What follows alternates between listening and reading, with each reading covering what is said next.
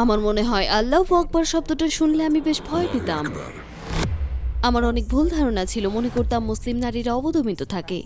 কেন তাদের হিজাব পড়তে হয় এটা ঠিক মনে হতো না। আমার মনে অনেক বিভ্রান্তি ছিল।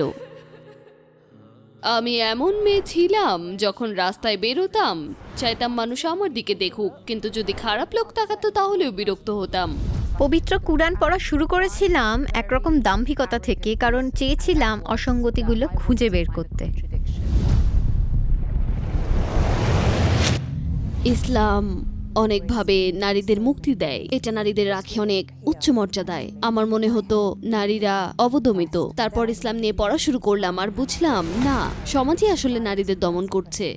আমি আমার জীবনের পূর্ণাঙ্গ বিধান খুঁজে পেয়েছি। আমি পবিত্র কুরআনের শুধু বৈজ্ঞানিক প্রমাণই খুঁজে পেয়েছি, এবং গবেষণায় আমি খুঁজে পেয়েছি কুরআনের ভাষাগত অলৌকিক তত্ত্ব। সেখানে কোনো বিরোধপূর্ণ বিষয় ছিল না। আমি তখন রাস্তা দিয়ে হাঁটা উপভোগ করতে শুরু করলাম, মানে শুধুই হেঁটে চলা, মানুষকে দেখানোর জন্য না। আমার মনে হলো মানুষ কি ভাবছে সেটা চিন্তা ছাড়াই প্রথমবারের মতো আমি জীবনটা উপভোগ করতে পারছি, আর এটা ইসলামই আমাকে দিয়েছে।